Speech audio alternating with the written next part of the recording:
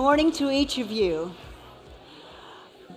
We still have folks arriving, but there's plenty of time for you to go ahead and go through the food line, find a seat, and we'll get started in just a couple of moments.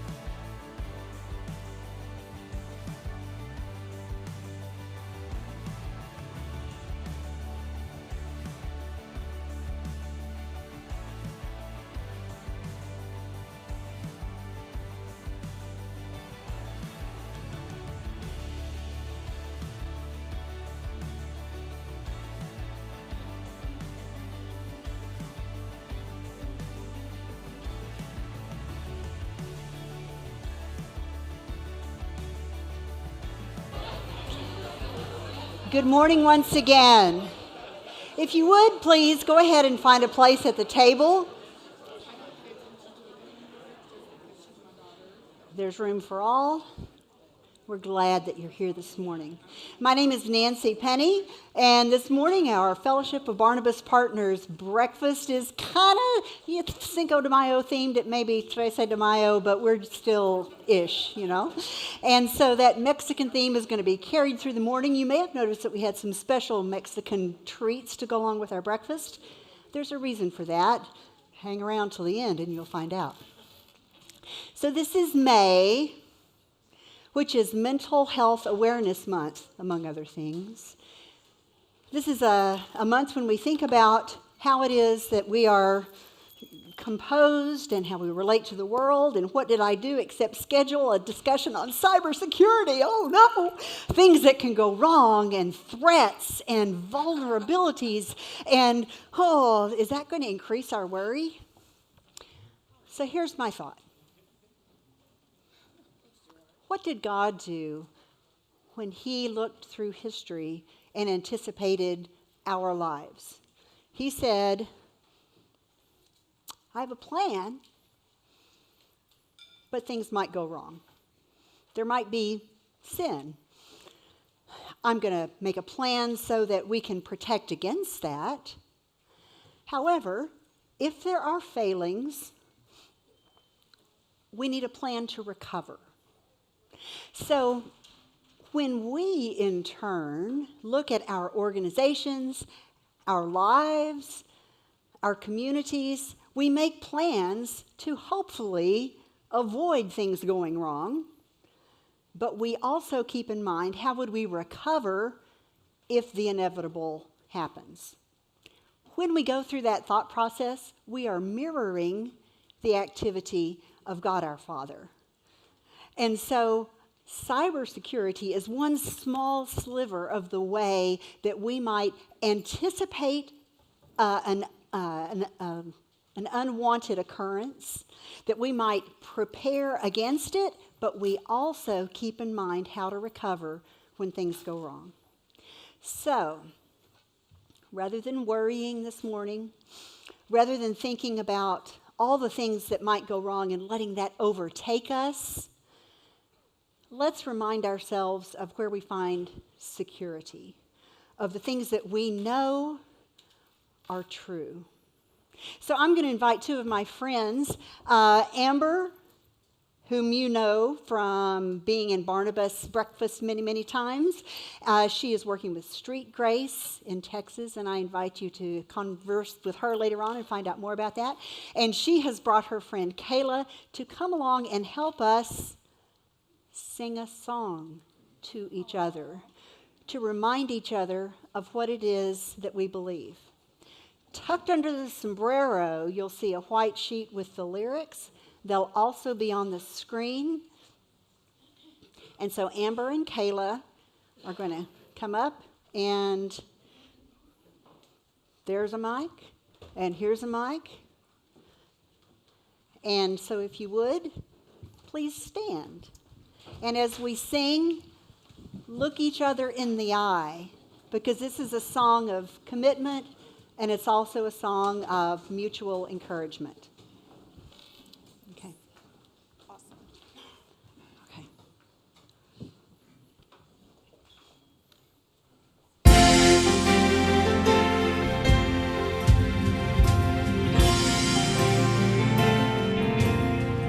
What is our hope in life and death?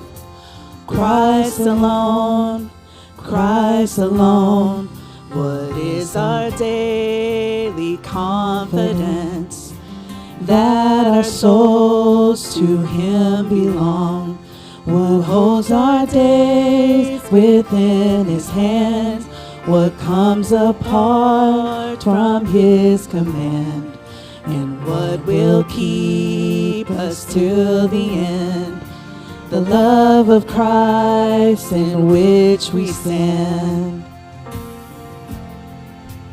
Oh, sing hallelujah.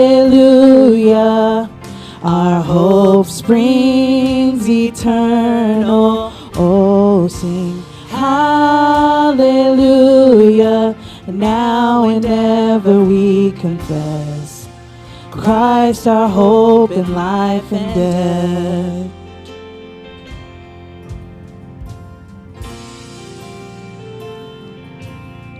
What truth can calm the troubled soul?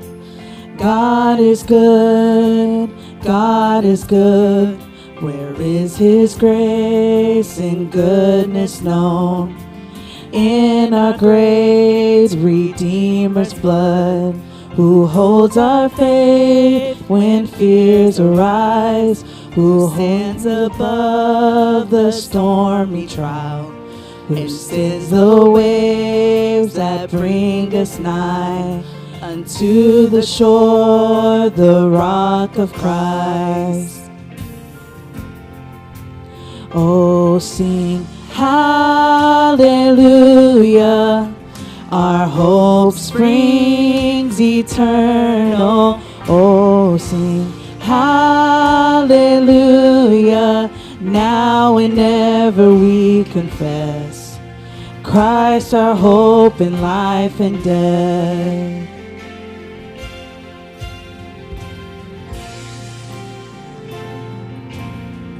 Until the grave, what will we sing?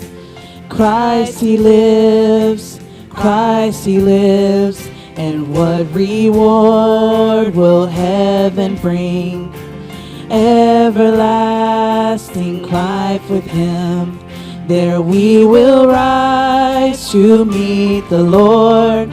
The sin and death will be destroyed, and we will feast in endless joy when Christ is ours forevermore.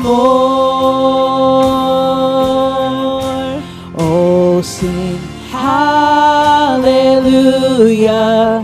Our hope springs eternal. Oh, sing hallelujah. Now and ever we confess Christ our hope in life and death. Thank y'all. Thank you.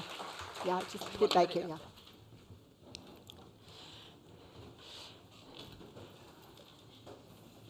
At each one of your tables, I believe there's somebody with a clipboard who's serving as a table host. Are there any tables without a clipboard? Great. So for the next few minutes as you enjoy your breakfast, there's some guided conversation that we invite you to participate in, and we will be back together with our program in just a few minutes.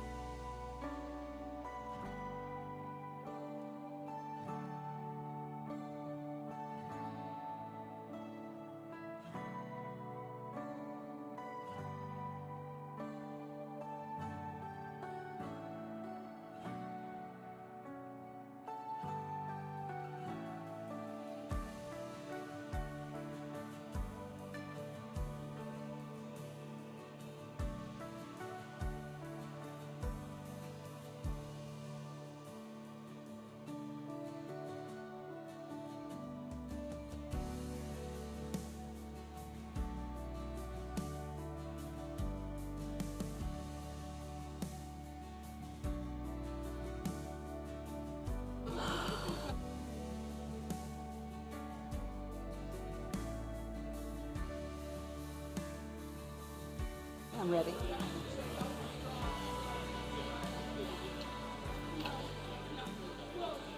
Good morning once again. I'm glad to see such robust table conversation. You'll have time to continue that a little bit later in the morning. I'd like to continue by kind of surveying the room. We do this different ways each time. And so this time I would like to ask about your areas of involvement in the community. If you are here this morning because you work for a nonprofit, would you raise your hand? There you go. I guess I'm raising my hand too. Okay, hands down. If you are on the board of a nonprofit, would you raise your hand? Oh, thank you. All right. If you are here from representing a church, raise your hand. Yep, we got a few of those. Thank you. Thank you. If you are here from an education perspective, yes, anything from kindergarten up through higher ed, got quite a few. Thank you. If you are here as an attorney, we've got some attorneys in the room. If you are involved in insurance, we've got several of those. Thank you.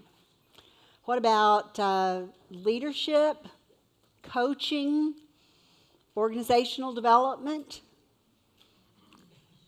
We all need that. If you have not raised your hand yet, raise your hand. Okay. There you go.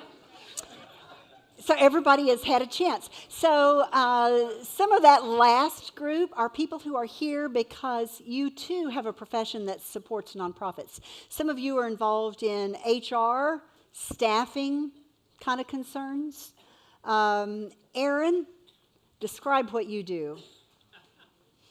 Technology and strategy support for nonprofits and anyone with a mission. Him. Okay. There are many reasons that bring us together, but what we have in common is that we are Christians who want to see nonprofits thrive. And so we want to be better equipped to serve nonprofits. Maybe we're already deep in nonprofit work. Maybe we're just now finding out what it is that God wants us to do. Each one of you, to some extent, has stepped out of the life that you could have just settled for, to think about what is God calling me to do with the unique skills that I have, with the unique opportunities that I have, with the unique place that I have in my life. So we thank you for being here this morning. Now, there are lots of ways that we can equip you to serve nonprofits. We have quarterly breakfasts like this. These are growing. These are fascinating. I love the people that God brings to these breakfasts. But this is just the tip of the iceberg. We also have a website that's got a blog and other content that you're welcome to visit. That blog is continuing to grow. We want to offer content that's available to you 24/7. We also have newsletters that come out at least once a month that tell a little bit more about what our organization is doing, and in particular, what our partners are involved with. So by reading those newsletters, you might find ways that another organization is doing something similar to what you're doing, and you can find some synergies. Or it might give you just a deeper idea about what our fellowship is all about. We are able to do this because we have sponsors. Flourish, represented by Aaron Godoy. Sky Collective, represented this morning by Nancy Baker and Skylar Womack. City Rise Church, several of you are involved with City Rise, and Willie Professional Services, offering both accounting and legal services. Those are mentioned also on your placemat. Make sure you read your placemat. Lots of good things there that might be buried underneath your plate. So, as we think about our vulnerabilities, we think about our organizations, we think about things that we might plan to protect. After all, there are lots of different ways to categorize our organizations, whether it's your for-profit, your nonprofit organization. You could think about the size, you could think about the geography, you could think about how long you've been in existence, you could think about whom you serve. There are lots of different ways that you could characterize your organization. But one unique way of looking at your organization is by thinking about what you need to protect. Now, cybersecurity is one small sliver, but if you would, take that card out from the sombrero. Maybe it's right where the lyrics to the song were. And there are pins on your table if you need one. But if you would, take a couple of moments to look down through this list and think about what it is that your organization needs to protect. For instance, Fellowship of Barnabas Partners does not have a physical facility, so I don't need to think about insuring a building, but that might be important to you. I have a little bit of equipment and supplies, but nothing that really merits an insurance policy, so I'm low in that category, but you might be very high in that category, and so on. These are not all the things there are, but these are representative, just to get you thinking about the profile of your organization, what it is that you need to protect.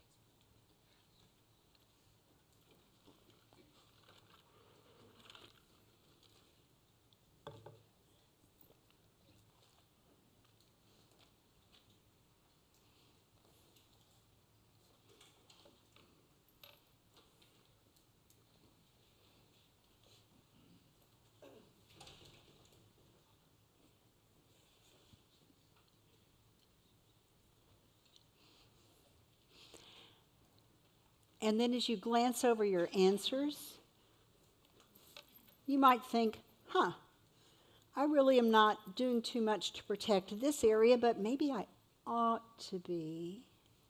Or maybe I've really obsessed about protecting one of these areas, and maybe I need to refocus.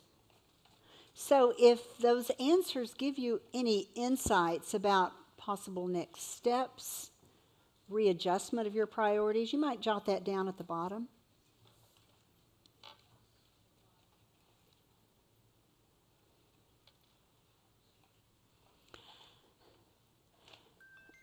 This morning, our schedule is full. We don't have time to stand up and talk to each other right now about the answers that you have marked here on your card. But let me encourage you to use those answers and those insights as the basis for conversation with each other as you go forward this morning. We are focusing on cybersecurity this morning. Cyber everything. It's on our mind. What are we going to do? Where should we be? Things are changing so fast. How do we keep up? Well, some answers are coming because we have with us a professor of cybersecurity from Houston Christian University. This is Dr. Ryan, are you ready? Kreipe. All together, let's say it. Kreipe. All right? Got it? All right. How's that? You did good. You did good. Okay, Yes, ma'am. here's your clicker. Thank you, ma'am. Please enlighten us. All righty. Let's see. I think we need to do Yep. You got this, and you're on. Thank you so much. Yeah. Welcome, everyone. Welcome. So having worked in nonprofit for almost 10 years, I want to start by thanking you all. So let's give ourselves a round of applause. We are working in a business that is not always nice, that's not always appreciative of the services and the things that we provide. So I want to start with that. So moving into cybersecurity, it is always important as a nonprofit to be protected. We have to protect ourselves. We have to protect the people that work for us. We have to protect the people that come and get our services. Super important for all of those things to come together to make sure that all of our stuff is safe. All of our data is safe.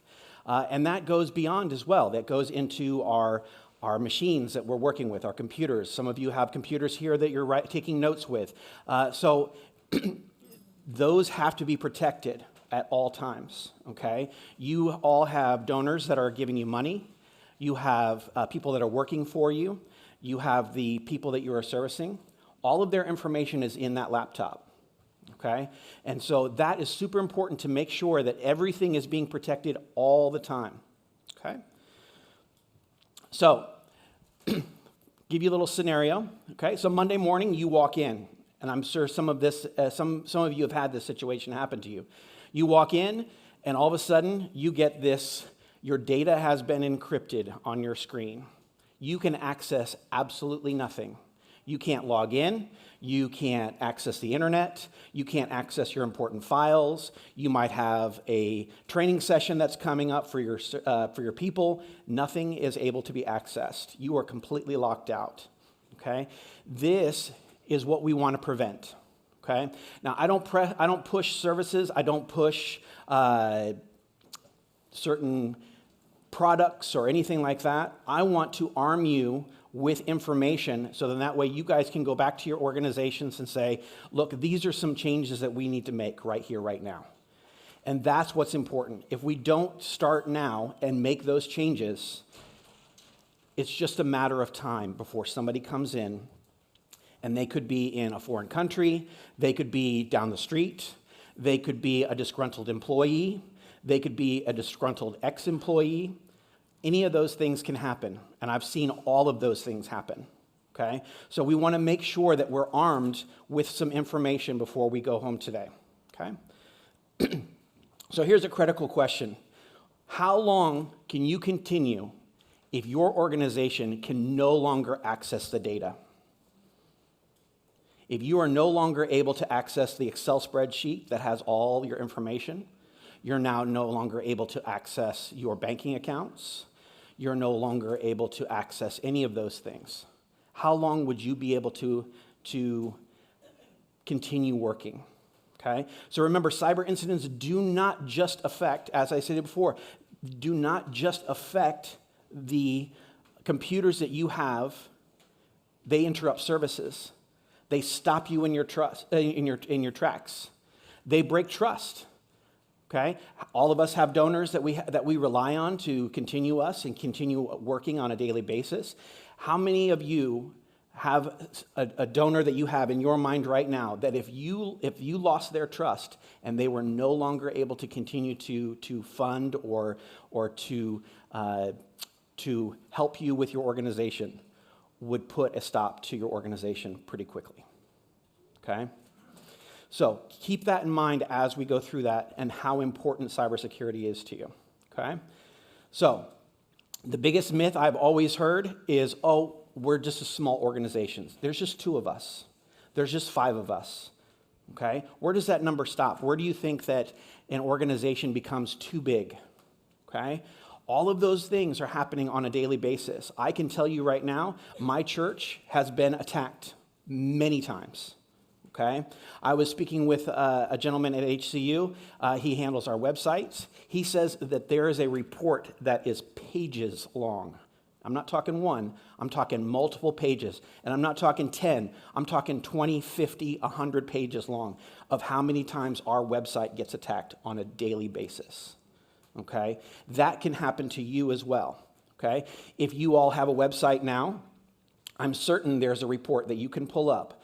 If you guys have WordPress, or if you guys have GoDaddy, or if you guys have some of the other products that are out there that are hosting your website, you can pull up a report and see how many times that you're being attacked on a daily basis, okay? You don't need to be a ginormous conglomerate with 50 or 100,000 employees to be a target, okay?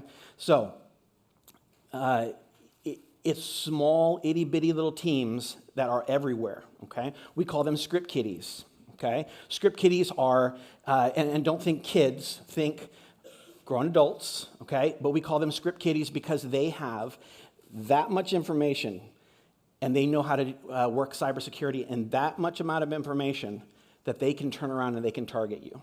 Now, I can go online right now and I can create a ransomware virus in a matter of 2 or 3 minutes. And I can turn around, I can encrypt that, I can put that into an email, make it a link, and I can have it done, and I can send that out to as many people as I want to, okay? That's how these work, it's not the one email that they send out. That's not what they're doing. They are sending out thousands of emails every day, hundreds of thousands of emails every single day for people just to make one mistake, and they click on that link, and boom, they have everything that they need, okay?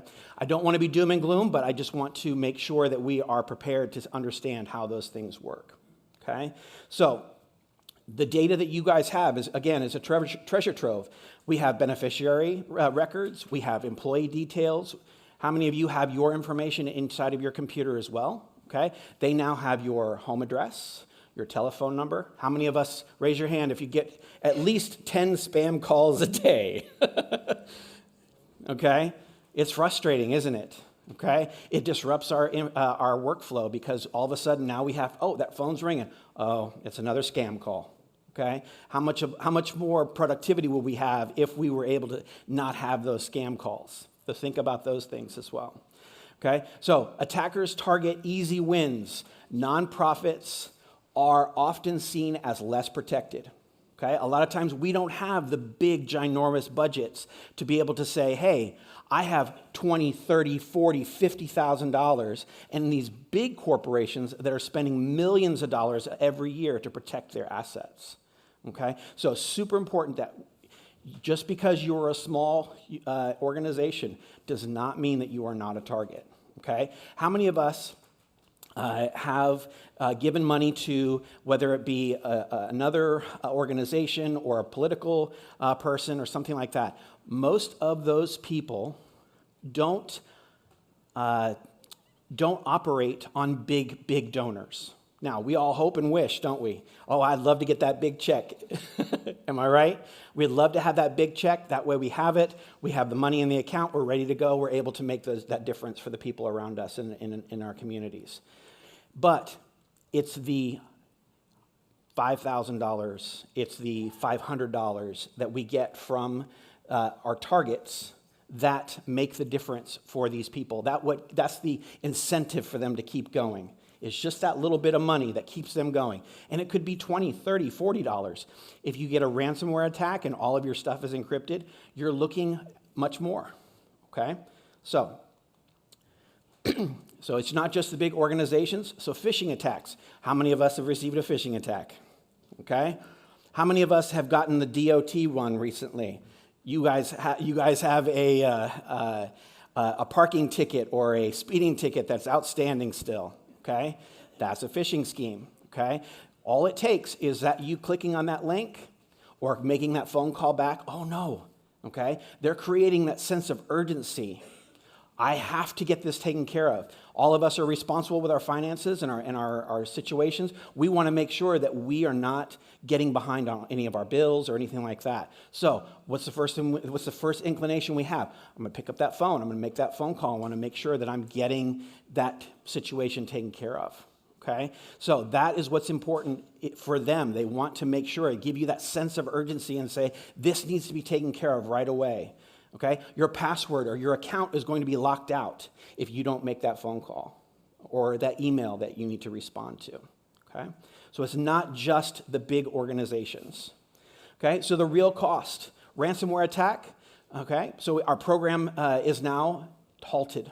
Okay? Our staff is now forced to use paper instead of the computers or the getting the reports that we need. The services are no longer able to be put out. So our customers that come in or our clients that come in need to receive our services. They're no longer able to receive those services. Okay? Your data breach. Okay? Your donor credit card is exposed. Okay? They now have your donor's full credit card. Now you need to make that reluctant phone call. You've got to call your donor and say, hey, I need you to go ahead and cancel your credit card and make sure that that is not compromised. We had a data breach, okay? Email compromise, fraudulent requests sent to a donor. I can tell you my church has had this. We had a gentleman email us. I know it was a gentleman because we caught him later. And they sent us an email. And they said, hey, I need you to send such and such amount of money. And it came from our senior pastor, okay? So our treasurer and our secretary, our business manager, turned around and said, oh, this came from the senior pastor. I need to get this taken care of right away. They turned around. They sent the money. Gone, okay? Now, most of the time, the FBI can get that money back. Not all the time, but some of the time, okay? So the FBI does have a clearinghouse that we make sure that the money is sent out, it goes out, it gets kind of stuck in that limbo for a little while. We're able to bring that money back. But if you're not able to get that money back in a quick sense, that money is gone. You'll never see that money again, okay? So prevention. Proactive measures to secure your systems. We want to make sure that we're doing that on a daily basis, okay? We want to how are we going to recover? Okay, do we have the backups? Do we have the information stored in a secure location that we know that information is going to be, we're able to get that information back? Super important to have that. It also is going to prevent us later on down the road. We might have lost a day or two of work, but I think most of us would agree that I would rather deal with a day or two of work than deal with 6 months worth of work, okay? All that information is now gone, okay? After an incident occurs, it takes about 150 times more money to fix than it does if we prevent information from being stolen to begin with. If we put those countermeasures into our systems, it's going to cost that much less, okay? Reputational damage. Again, if people see us as a nonprofit, we see us as a weaker or a higher target, they're going to no longer want to give money to us. They don't want to give money. I really support your mission. I really want to see everybody succeed in your mission, okay? But at the same time, if I know that your organization is being targeted on a regular basis and your money is being stolen, then they're going to feel less likely to give that money to you, okay? So that's what we want to prevent, okay? So the bottom line is invest in prevention. Okay, and that could just include training for your company. Okay, that could include having backups. That could include changing the passwords on a regular basis. Okay, every 6 months I change my password. No. Okay, how many of you still have the same password that you did over a year ago? Okay, shame. We've all done it, so don't think that you're alone, okay? So, I want to arm you with this information so then that way today, when you go home or you go back to your organization, what's the first thing we're going to do? We're going to change our passwords, okay? Remember, you guys also have password managers. Chrome has a wonderful password manager, okay? Your Edge web browser has a wonderful password manager. They also will create passwords for you, and they come up with some crazy passwords. There's all sorts of numbers and lower cases and special characters and numbers. All of those things are involved, and they could be 15 characters long, okay? It takes, on average, 25 seconds for me to crack a password, okay? Most of you have a password that is password. You laugh. But some of you are like, that's me. Okay? How many of you have a password that's 1, 2, 3, 4, 5, 6, 7, 8? How many of you have a password that's 1, 2, 3, 4? Okay? It's easy to remember. Okay? And that's wonderful, but that's the easiest password to crack. Okay? The smaller the amount of characters in your password, If they're just numbers, I can crack that in under 2.5 milliseconds. Okay? If they're just letters and numbers, I can crack that in under 5 seconds. Okay? We have, and these are just the basic computers. Okay? Not some of these hackers have better computers that will crack them in much faster terms. Okay? And they'll crack them in a much higher complexity of passwords as well. Okay? So it moves very quickly. Okay? So you as leadership have the opportunity to make these changes, set these policies in place. We are going to approve training. We are going to set expectations. How are we going to do these things? What are we going to do on a regular basis? Arming you with this information is the first step in making sure that your organization is safe. Okay? Support those policies. Enforce them. Okay? If somebody comes in, oh, I can't. We have to have complex passwords. That is your first step. Okay?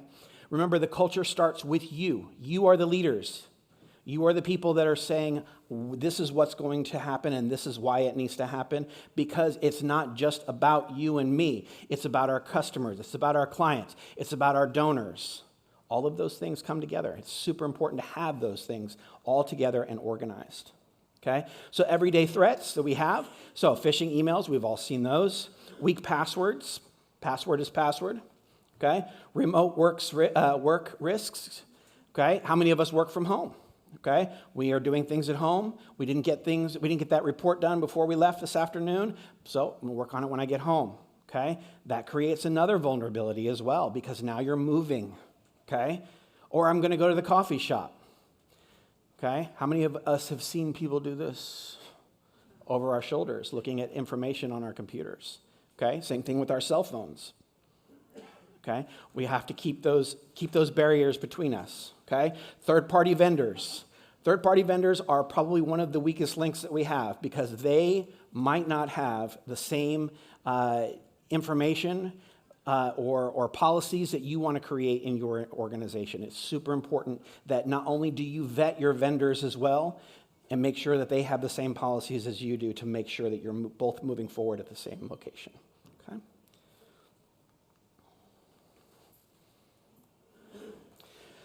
Okay, most incidents starts with human error. Okay? We are the weakest link, unfortunately. Okay? Again, if we have our password as password, if we do not keep our information protected, if we don't lock up those files at the end of the day, okay? Little itty-bitty little things. You create a barrier between you and an attacker, and that could be a physical attacker, or that could be a data attacker or a hacker or anything like that. All of those, if you create that barrier, you're now making them go through multiple steps to get into your information. Okay? So, one distracted click, okay? Oh, I just clicked on that PDF. Boom. Now they have access. Okay? One unverified request is all it takes. That's all it takes. So, you received an email from your CEO or your senior pastor or whoever that person might be. It says, hey, I need you to take care of this for me. I need you to send that money. I need you to create this account. You sent that email. You click on it. It takes you to a fictitious website. Now, all of a sudden, you're entering in your Bank of America information, or your Wells Fargo, or Chase Bank, or whichever one you use. You're now entering in your credentials. Now they have your username and your password. Okay? That's how quickly it can happen. Now, if you don't have two-factor authentication when you access your banking account information, now they have access to your entire bank. Okay? They can then turn around and start transferring money to themselves. Okay? Or to another organization, or to PayPal, or whatever they want to do to make sure that they can get your money. Super important to have all of those things in there. Okay? So, what preparedness looks like? Awareness. Is your staff trained? Take that time, okay? Get your people training, okay? 2 hours out of your day every year, okay? 4 hours out of your day every year. Live demos need to be included. They need to be able to see what's going on. They need to know what these attacks look like from the other side, okay? Planning. Who do we call if an incident does happen? Okay? It's super important to know that process. That needs to be a emergency action plan that we have written up. As leaders, we need to have that. Super important. Hey, what do we do if this happens? The CEO knows what to do. The treasurer knows what to do. The average day person who is a volunteer at our organization needs to know what to do.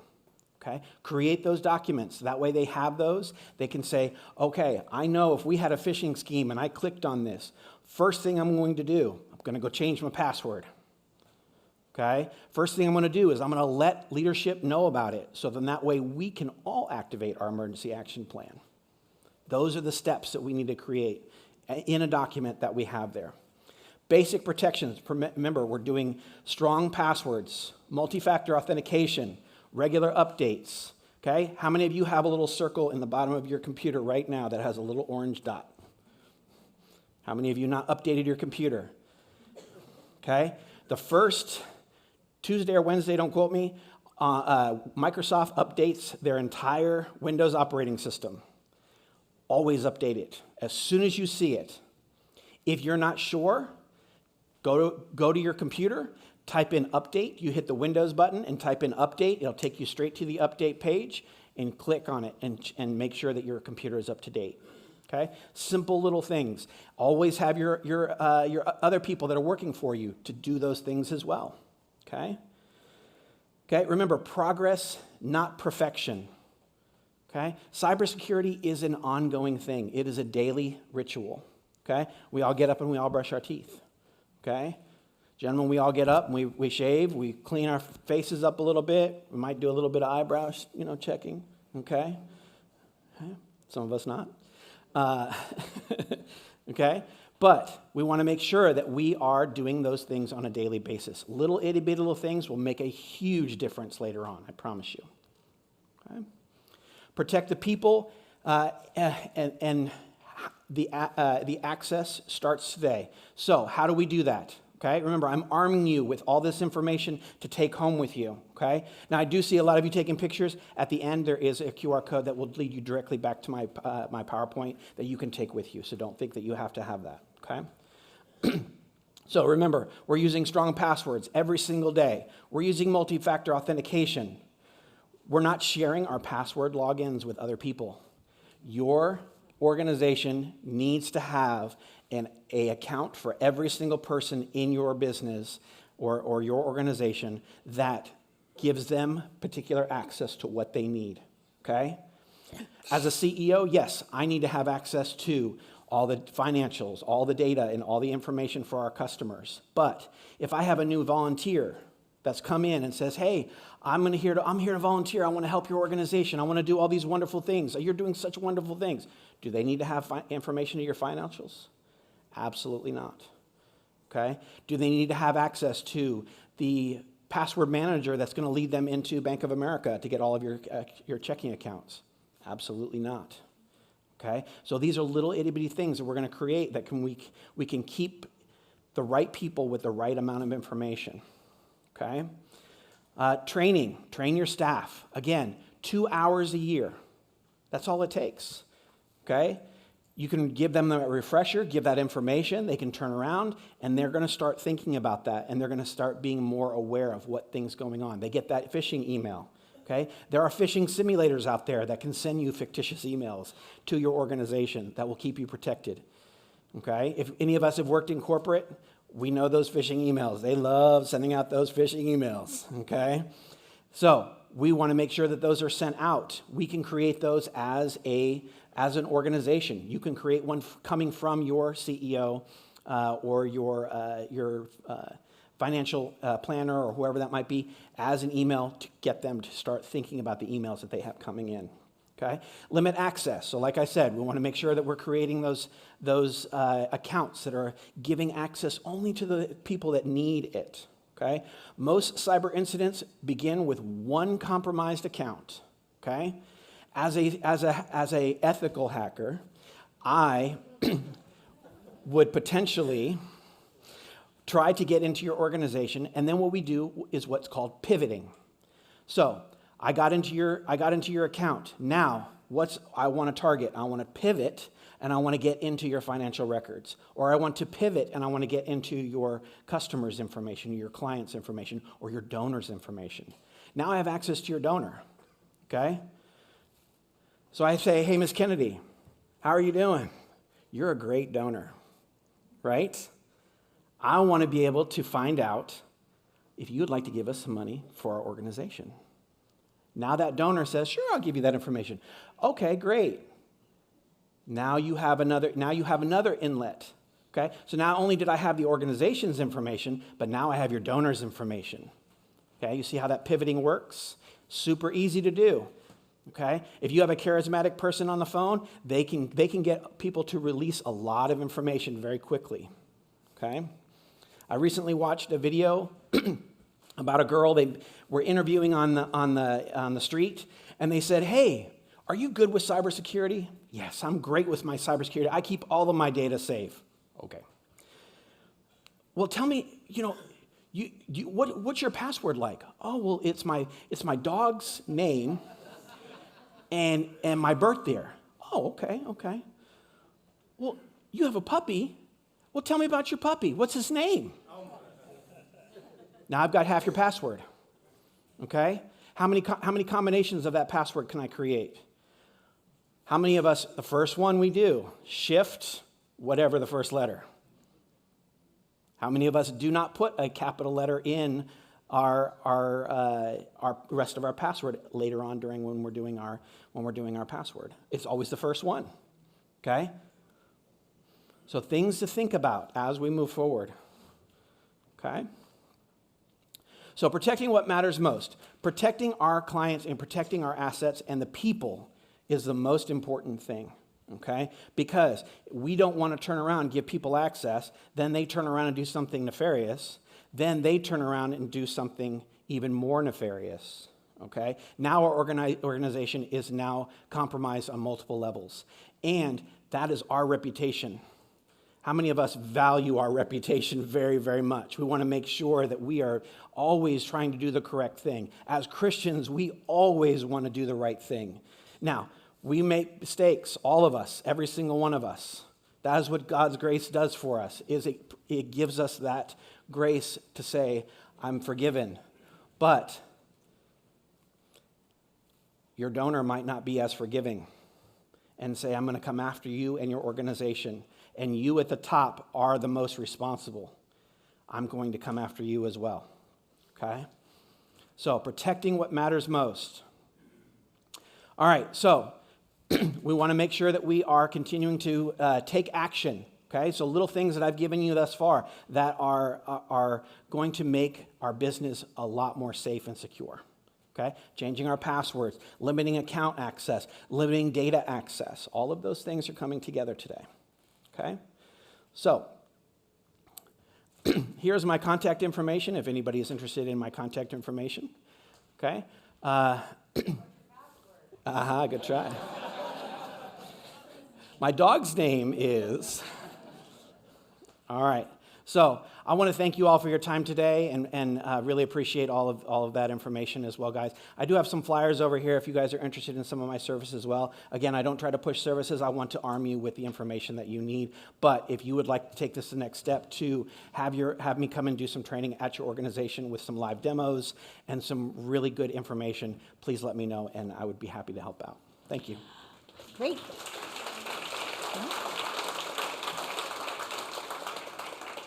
So we've got time for some questions. I'm going to start. You mentioned that you could get a report through GoDaddy or whoever about the number of times that your website has been attacked. So what? If GoDaddy is protecting me, Yes, GoDaddy will protect you on their level, okay? And the problem with that is GoDaddy will only protect you for the services that they want to provide you or the services that you pay for, okay? So if you have a basic website and you don't have an SSL, okay? wait, you don't have a what? An SSL, a secure socket layer encryption. which creates a barrier between you and them. What's that? How would I know? I love it. So a secure socket layer. So let's talk about encryption for just a moment. We have heard that at my bank, they have a 256-bit encryption, okay? So think, if I have 256 bits, so let's just do the first two. For every bit, 256 bits, that character for that first bit could be up to any character that you have on your keyboard. It could be a hash sign, it could be a letter, it could be a number, it could be a special character, it could be an uppercase, it could be a lowercase, etc. Okay? 256 of those are now different bits that is creating that encryption key. That's very hard to break. Very hard to break. So when you have those built into your system, they're going to give you that protection to where that hacker needs to go in and get that information, but they have to break that encryption to be able to read what that information is on their So screen. how would I know what level of encryption I have? So when you GoDaddy, for instance, if you look at their product base, you can go in there and it'll specifically say you have an SSL certificate, you have encryption, you have all those things, and they'll be built into the different things that they provide for you.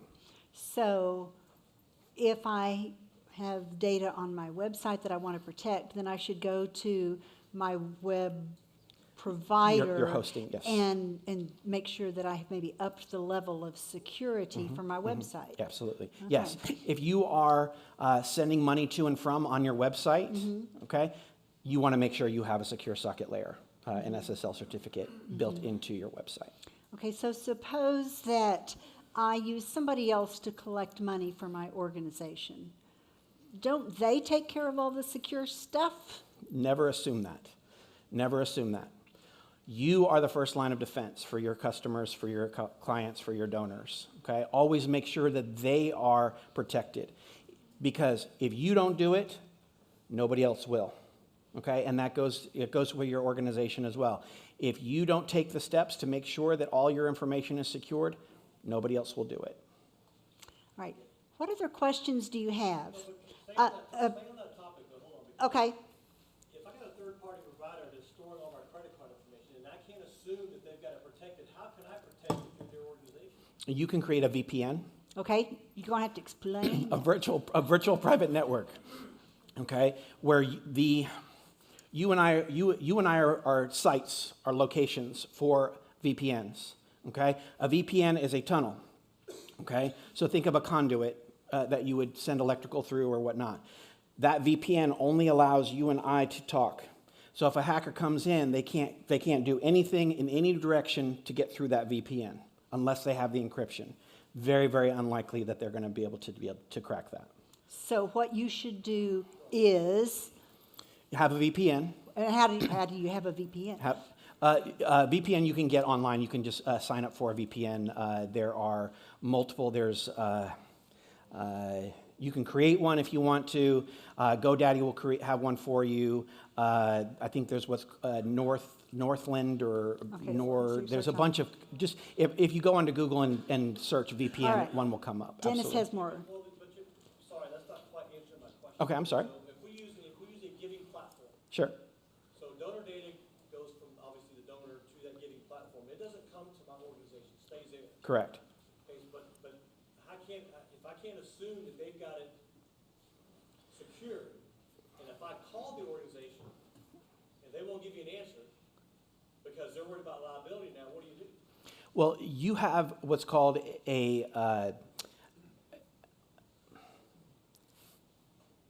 you have an agreement with them. I can't think of the word right now off the top of my head, but you have an agreement with them.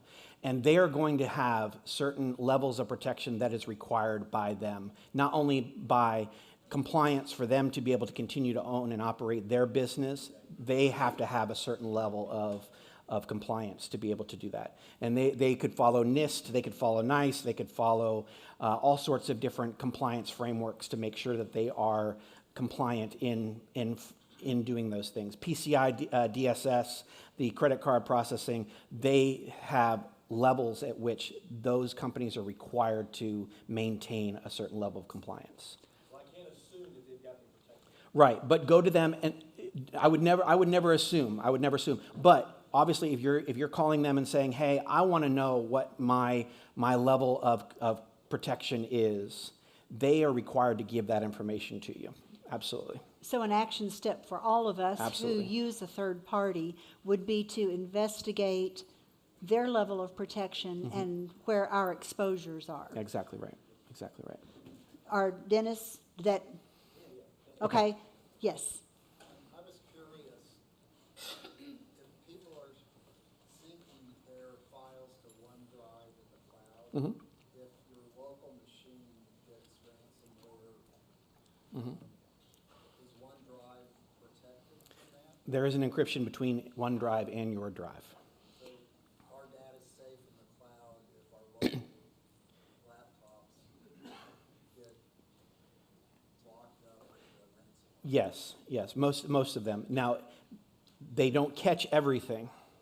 That's the big thing, though. Your data is always going back and forth between your cloud and you. There are what's called zero-day viruses or vulnerabilities that are built into Microsoft or built into iOS that they haven't found yet, but a hacker has. So they can go in there and they can get that information and they can access your account. And they can put that ransomware on there. There's always a way in, okay? There's always a way in. It's just a matter of time. It really is. But by creating barriers and ways for us to recover, that is what is protecting us and our organization. Because if we were to turn around and say, I've been hacked, but in 3 hours, I can format all my computers, get everything back up and running, and we're out 3 hours, I think most of us could live with that. And we have a mean time. That's something you guys also want to create in your documents is, what is the mean time for recovery? Okay? Is the mean time an hour? Is it 2 days? Okay? How long can we stay down? And that was one of the first questions was, how long can we stay down and continue our business, and then while the IT is fixing and recreating and doing things, how long can we be down before we are in trouble? You suggested backing everything up. So where do I back it up? What do I back it up to? I always back everything up, number one, to the cloud, but go to your Best Buys or Micro Centers or whatever. Buy yourself an external hard drive, okay? I have two. I have one that I keep in my safe. I have one that's attached to my computer. Oh, my laptop's over there. I'm funny because I have what's called virtual machines. I run fake computers on my laptop. So if I were to get a virus, it has no way to get into my main system, okay? So with that said, is I take all my information, I back it up to that external drive, I disconnect it, and I go put it in my safe. How often do you do that? 2 weeks, every 2 weeks, okay? You can do it more, you can do it less. I would say at least 2 weeks, though. It needs to be done every 2 weeks. Or it could be one of the things that you have on your way out the door on Friday.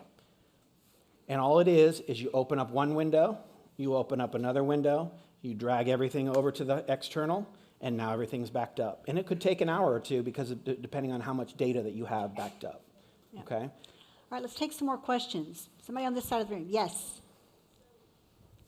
Loud. You had on the slides at one point, like, using your personal laptops can be a risk when you're doing work, but what about accessing work on your phone?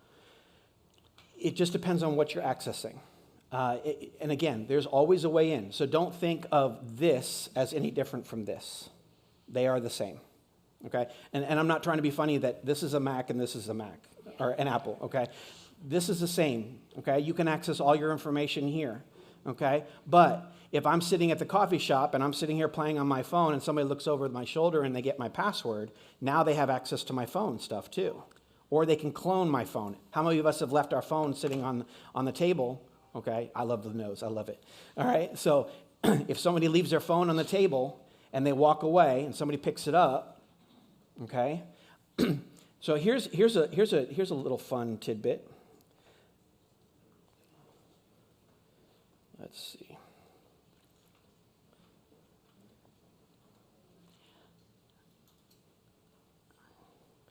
So how many of us have Dropbox sent on our, or not Dropbox, how many of us have AirDrop on our phone activated right now? Okay. AirDrop.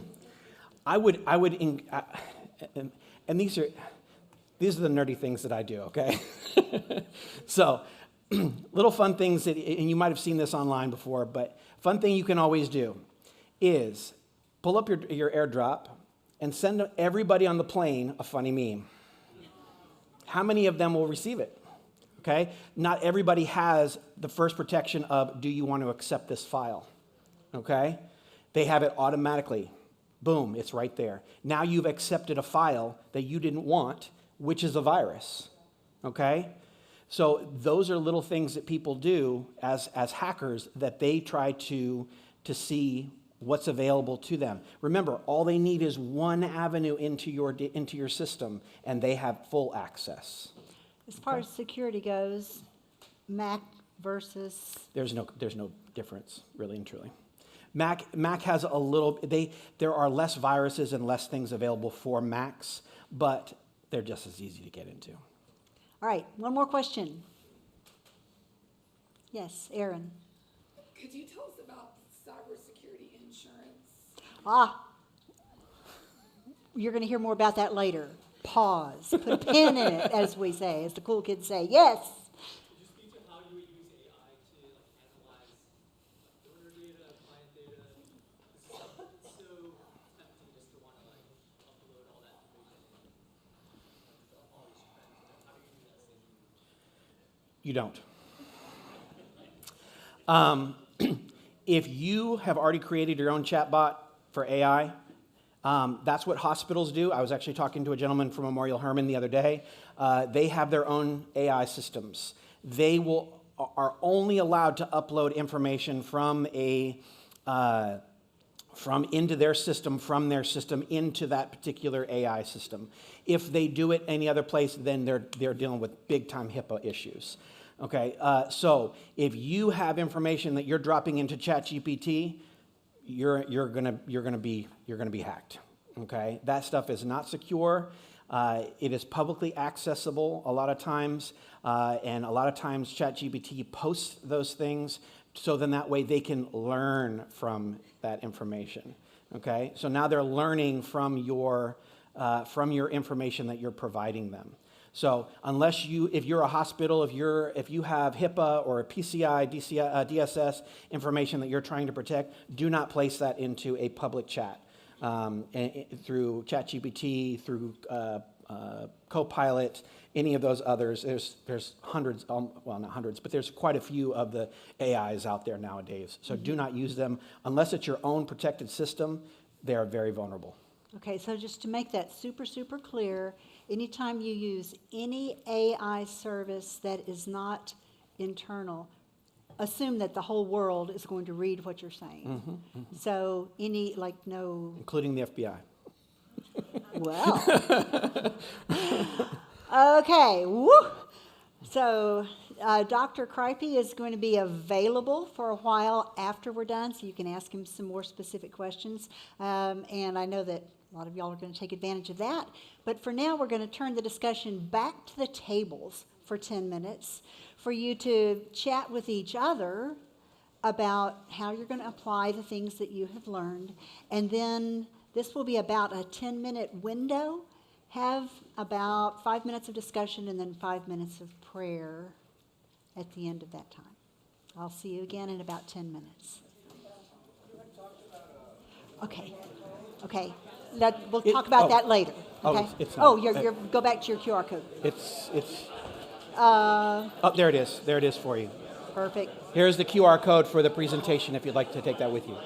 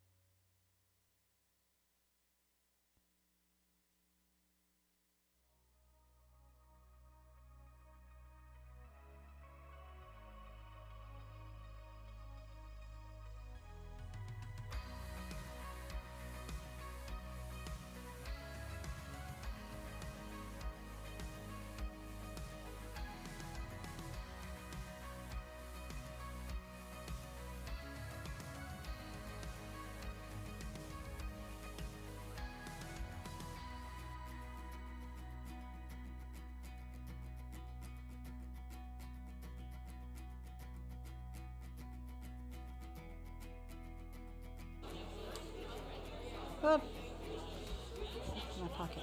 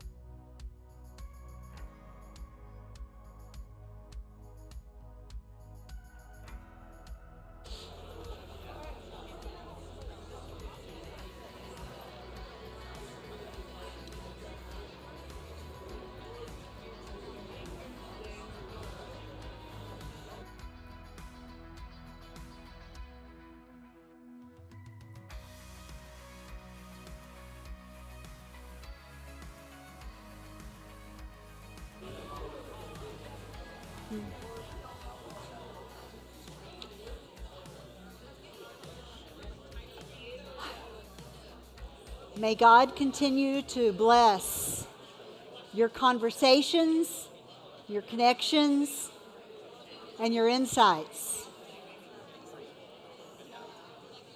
Thank you very much for investing so much in your table discussion and in your prayer. That time of discussion and prayer can continue a little bit later on in the morning. So, I'd like to tell you about some people that are really cool. I mentioned before that we continue as an organization thanks to the support of some sponsors. There's another significant way that we continue as an organization, which is our partners. These quarterly breakfasts are really just the tip of the iceberg of what we do. These are open, these are free. Come on, bring your people. We're delighted to have anybody that God wants to have involved in this community to come to our breakfasts. However, when you join the organization, there's all kinds of good things that can happen, and I've got some people who are going to help me talk about that. You people know who you are, right? This is your moment to come line up over here. So our partners do all kinds of things, including meeting every month. And we have specific things that we talk about every month, and we get to know each other a lot better. And those are just the beginning of the advantages that you have if you are a partner. But a significant thing that I want to add to that, which really impacts all of you, is that when you are a partner, you get to highlight your activities, not only at the breakfasts, but also in the newsletter that I mentioned earlier. So here in your gift bag, you have 15 different things that show what some of our partners are doing. I tell you what, go through your gift bag later, but I want to let you know, as a preview of coming attractions, what you're going to find in here. Because you have opportunities coming up, you have information, you have maybe possible vendors that you can connect with. There are other nonprofits that do work that may be adjacent to what you are doing. And so, look at these things. Consider them prayerfully. If it helps you, what a gift that you received that this morning. If it's kind of not your thing, think about who does need to hear about this. You have this information for a reason. Use it and or share it. There's some other things in there too. We'll get to those later. But one of the things that's in here is a page from an organization called 100 Shares. And we're going to specifically talk a little bit more about that right now. Melissa Wilmoth is here from 100 Shares. Some of you may know Kathleen Pennington, who is one of our partners. She is unable to be here today, but in her absence, Melissa is going to tell you all about 100 Shares and how they may be able to help you. Okay, so here's a clicker. I can click or you can click. It doesn't matter. Okay, to the right. Good morning. I know we all need to get going and change our passwords, so I'll be brief. Let's see here. Click over. My name, like Nancy said, is Melissa Wilmoth, and I'm the chair for 100 Shares for the upcoming year. And we are actually a Christ-centered organization, and I won't exactly read right off the screen, but we would like to give you, if you're a Christian nonprofit in the city of Houston, we would like to give you $50,000 or $100,000 if you would like to apply for a grant. We are a giving circle, so it's a group of women that give $1,000 a year plus some admin fees to cover a couple events we have, and collectively we are able to give $50,000 or $100,000 away to Christian nonprofits in Houston, specifically that share the gospel. We have a 30-mile radius that you can get the specifics on our website if you qualify for that. And actually, the Woodlands is in the process of starting another giving circle. They will be called 100 Shares the Woodlands. And so we are expanding. We actually have over 200 partners this year. So we're very excited about that. So twofold, we'd love for you to join as a partner. Nancy is a partner. She is actively involved in 100 Shares in that way, which is awesome. The great thing about being a partner is we really just need your money. If you don't want to come to anything else, that's totally fine. The board takes care of everything, or you can participate and come hear about the ministries that make into our final four that we're reviewing to give them money. So I know I see some winners here in the room today. But basically, in the spring of 2015, 100 Shares Houston started with a group of women, and now up to date, we've given $1.68 million away. Yes, it's been awesome. The winners last year were the Forge for Families, Casa El Buen Samaritano, and Neighbors in Action. And because we had over 200 partners, we actually were able to fund all three of their grants, and those are the grant amounts that they requested. So you can request 50 or you can request 100. We have a grant criteria. These are just some of the main ones that I wanted to note for you. As I mentioned, a Christian nonprofit serving in the Houston boundary area that will be on our website. You proclaim the gospel, you align with our mission, is also on the website and on our flyer. You have to have your tax exemption status in place for 2 years. That's something that we've run into with some of our grant applicants. They have not realized that they have not met that criteria quite yet. The initiative must be completed. This says within 1 to 2 years. We really prefer 1 year unless there's a reason that it would overflow to the second year. And then your initiative needs to be for something new or an expansion of an existing program. So there might be an instance where this is part of a capital campaign, but this isn't going to be just to fund your operational budget. It's going to be something unique. As a giving circle, we want to make a big impact on an organization. And you can see past winners on our website and some of the things we've done. Just to understand our process, one thing I want to talk about, if you've applied for our grant in years past, we did not have the letter of intent. We now have a letter of intent, and that is live on our website now. What that is, it's a shortened application for our grant. So it just allows us to approve or deny if you meet our criteria as far as your organization, some of the criteria I mentioned. And then on July 15th, which that date's actually not on here, we let you know if you've kind of been approved to apply for the full grant. So that kind of spares you the time of having to pull together all of your financial documents and everything that we need from you. That part of the grant application, if you are approved, is due August 15th. As a board, we have 17 members on our board. We vet all the grants. We do a deep dive. So each grant is met by a board member. We do a deep dive into your finances, and then we pick finalists. The 4 finalists share their grant and about the organization in November. Then we have some happy hours that we do as well to recruit more new partners. We do site visits, so partners have the opportunity to visit your ministry. If you don't have an actual site, that's okay. We will do something like this. Come at First Baptist or meet at a different church, and you have the opportunity to present your organization there. And then we award the grant in March of 2027. So our year of using the funds would start at that point.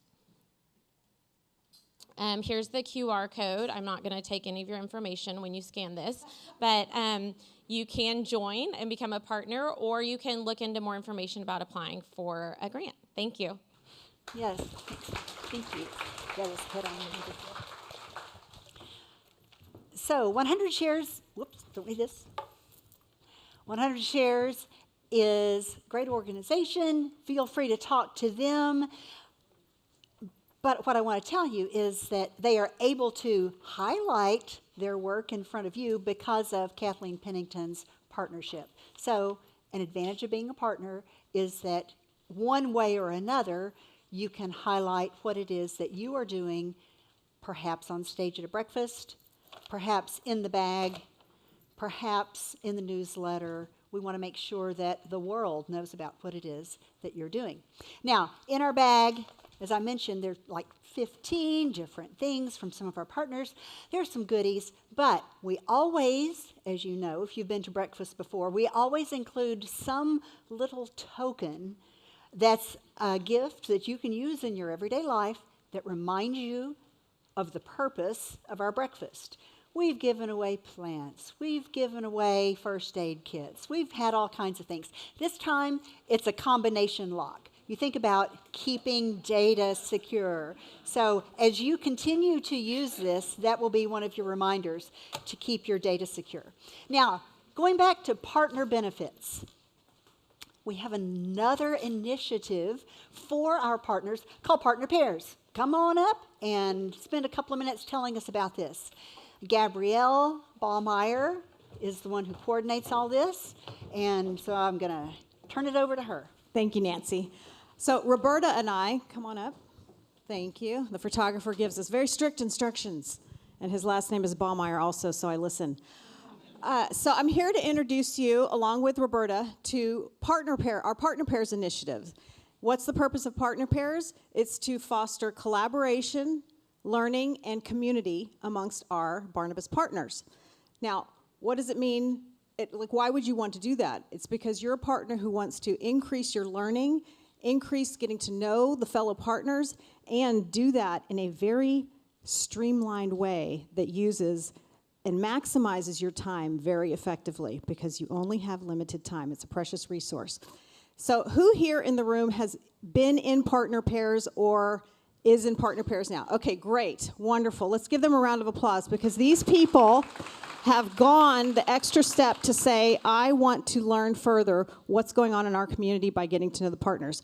So I'm pleased to introduce you to Roberta Meggs, who is in our current Partner Pairs program, and she's going to say a little something about herself, what she does, who she is, why you joined Partner Pairs, if you would, Roberta, and what you've gained from it. So tell us a little bit about it. Awesome. Thank you, Gabrielle. My name is Roberta Meggs. I am a real estate agent with Keller Williams Southwest. And I come to the Fellowship of Barnabas Partners because of the people. And I want to meet like-minded, amazing believers, smart, talented people to see how we can work together for the greater good. And as you guys know, you don't have a whole lot of time to talk here. And how many times you can be like, oh, we need to get together. And do you actually put that on your calendar to get together? Probably not. Well, you want to, but right. And so when you join Partner Pairs, Gabrielle is so good about coordinating our mini group cohort where we meet as a group.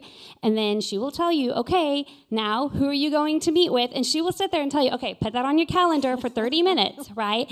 And I don't know about you guys, but I'm in a season of decision fatigue for all the things to say yes to or to figure out where I'm going to put it in my calendar. And I have never regretted being a part of Partner Pairs. All you have to do is show up and she'll line it all up for you. She's so good at that, and then you just show up and you're like, that was the most amazing 30 minutes because when so what I've gained from it as I've gotten to meet one-on-one, like I think recently with Peter from Catalyst Cares, he's like, you know, I got to hear about his mission, he got to hear about mine, and we both came in with, hey, how can we help each other for the greater good of our Houston community? And so one of the things that I've been offering is that 10% of my real estate commission will go to a nonprofit of your choice if you refer me. Whether you are thinking of buying or selling, or you just know somebody and you just refer me, then I'll donate 10% of that commission to that. So as Peter and I were talking, he's like, hey, Roberta, get involved with these development directors, have them start pushing it out. So that was really cool. An idea I didn't think about. So so that's been great. I'm really sad it's almost done. Join Partner Pairs. You will not regret it. Great. Thank you, Roberta. What she said. Last piece is we only have room for 10 partners to be in the program. It runs 6 months at a time. As you can read up on the slide, it goes from July to December, and we do 30-minute meetings. It's about a 6-hour time commitment across the 6 months. It's very, very minimal. And if you pull out your phone right now and scan the QR code as a partner, you'll sign up to say you want to learn more. I'll send you the orientation dates of when we're going to be launching the program. Become a partner pair. You'll love it. It'll be the most beneficial thing that you've done this year. I promise. I look forward to working with you. We appreciate you. Thank you. Yeah. To be clear, all those meetings are virtual. Yeah, yeah. So it's not like there's travel time involved. So that's an advantage. That's an advantage of being a partner. Also, for our partners, we have opportunities to have Zoom calls that follow up a breakfast and talk more in depth about the topic of the day. Aaron earlier asked about cyber insurance. So we are having a Zoom call after this. Partners will get the information. And at that Zoom call, we're going to know more about cyber insurance. Tell us more about that. Okay, so let me introduce you. Okay, Anthony Smith is not. Yes, that's right. Although he is not yet a partner with Fellowship of Barnabas Partners, you may have seen him because he's a familiar face at a lot of our breakfasts. He is also on the board for Fuller Life Family Therapy, which you all are familiar with. Yes. And so he's got something to tell us. Yep. So, Dr. Kreipe, thank you so much. That was such great information. Oftentimes when people hear about cybersecurity or go to the dark side, insurance or legal or finance or any of that, it seems really complicated. It's like looking out into the ether and going, what questions should I be asking? I feel fearful. It shouldn't be about fear. It should be about preparedness. Go into the Word of God. It says God has not given us a spirit of fear, but self-control. Okay, I'm in the right room. Okay, so part of that sound mind piece is being prepared and having the information that you need in order to succeed. Okay, so for me, my job is essentially in enterprise risk, specializing also in the employee benefits space. So when Nancy said, hey, what do you know about cyber insurance? We've got a whole team that's devoted to that specific niche. I don't know if I tell you that actually one of my really good friends at the organization that I'm with is the chief technology officer. So when I ask for help related to this, then the answer is always going to be, yes, Anthony, of course, we can help.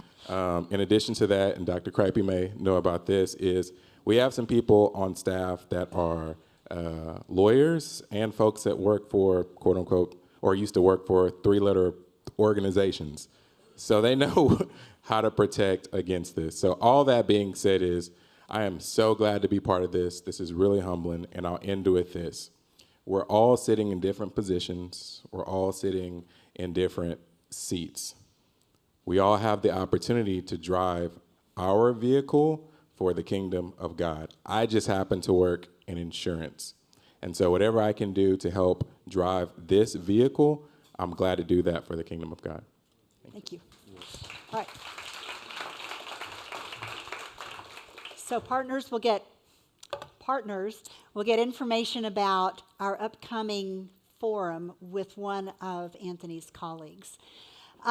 Next, we have, that was Epic Insurance. Partners have the opportunity to facilitate conversations after our breakfast. And this morning, we have several different topics that are going to be covered. Dr. Kreipe is going to talk more about cybersecurity. Peter Remus back there with the hat on is going to be talking about nonprofit and business communication interaction, how to facilitate that. We have a table about adoption and foster care. So at any rate, just kind of wander the tables as you leave the room today, or as you're just kind of exploring and visiting with people.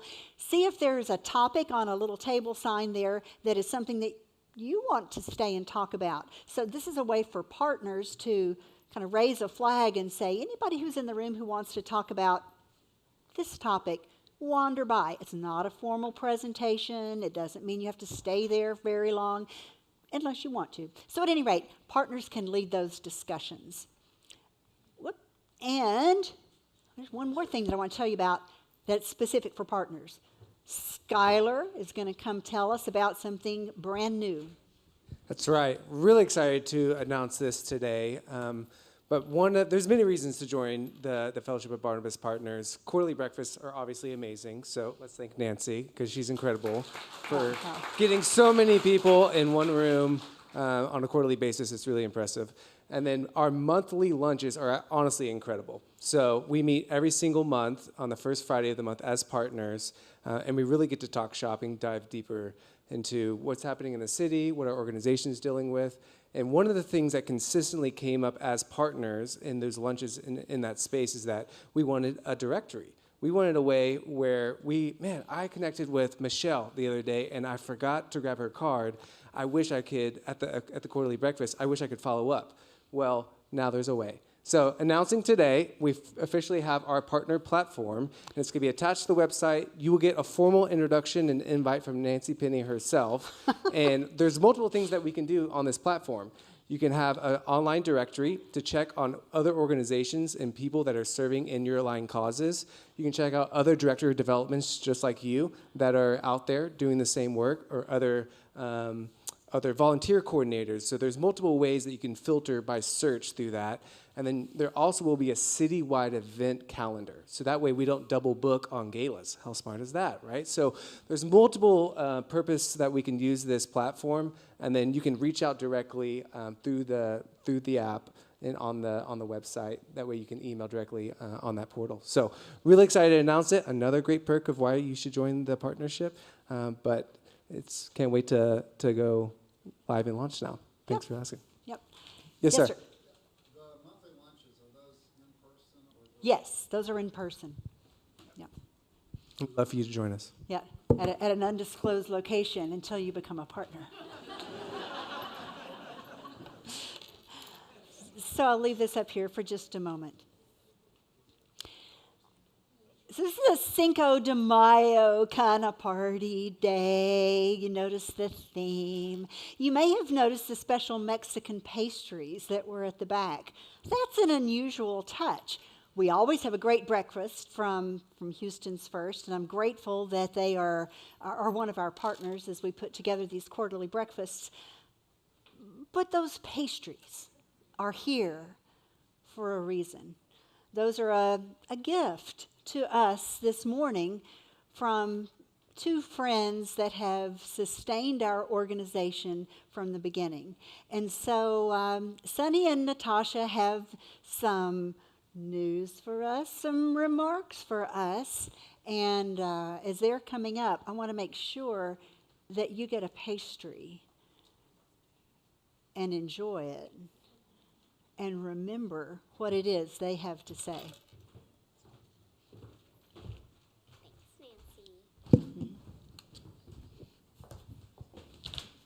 Nancy, you're so kind. You didn't have to do this. Thank you. Y'all, before we do our spiel, let me just say, as the name suggests, Barnabas, I feel like Nancy is one of the best encouragers out there. Can we just...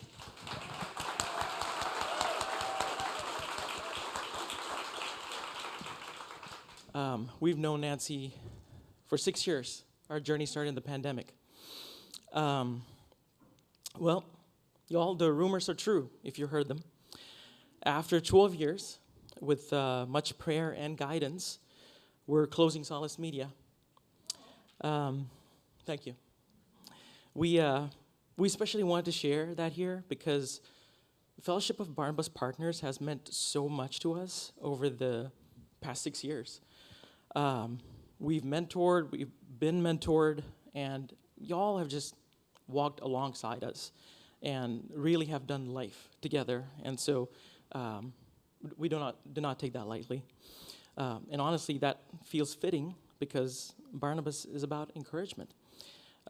So thank you for modeling that so well for us. And over the years, God gave us the opportunity to serve incredible organizations and build lifelong friendships. Many here today. We also want to give a special thank you to Roberta, who's our very first team member, and as she says, our firstborn, who is still such a dear friend to us. As we prepared for this transition, we wanted to make sure our clients would continue to be cared for well, and we chose Savage Content Collective as our transition partner. We trust their team and heart for nonprofits as they continue providing full-service marketing support. We've also been thankful to find an incredible Emmy Award-winning video partner in Nathan Cadis Media, and Ashley is here today too. We are so grateful for others in the room like Skylar and Jamila and the many people who are serving nonprofits through their great creative and marketing work. Closing Solace has been a very personal decision for our family, one that allows us to continue to prioritize our spiritual, mental, physical, and family health.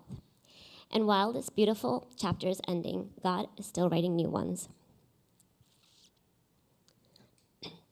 I'm now serving in development at Hope Media Group, a ministry that shares the love of Jesus through stations like KSBJ and other digital platforms.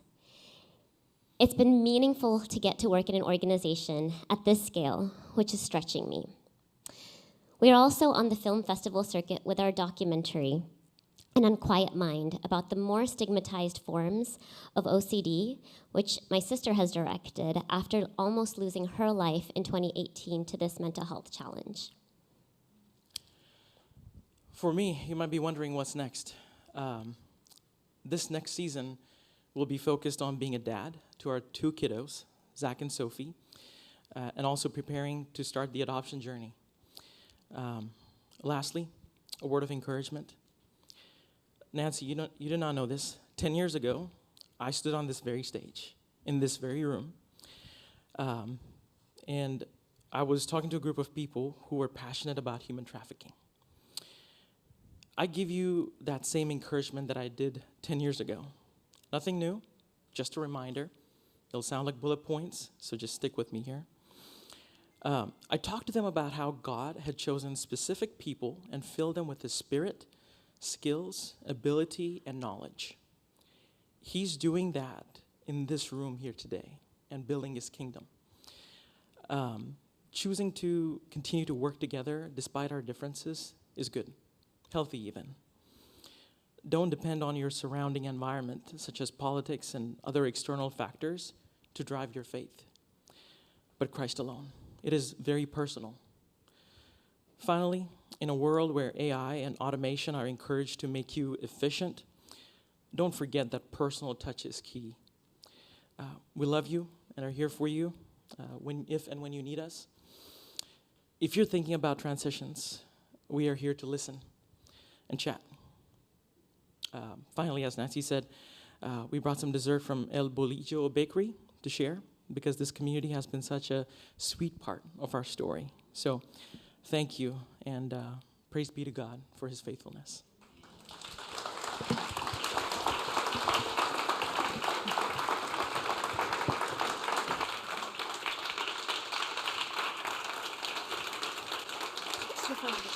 What? Thank you for letting us do that. I can't hear you. Thank you for that. Oh.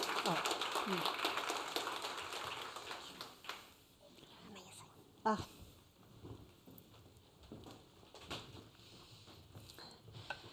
Well, this was great. But guess what? The next quarterly breakfast is coming soon. September 9th is the date, and our speaker will be Sasha Crabtree. And she is going to bring a lot of insight about using some creative strategies to address your hiring, rough spots. What can you do about, I don't have enough money to hire a new person, but I need to have a new person, and how do I pull together the expertise that I need?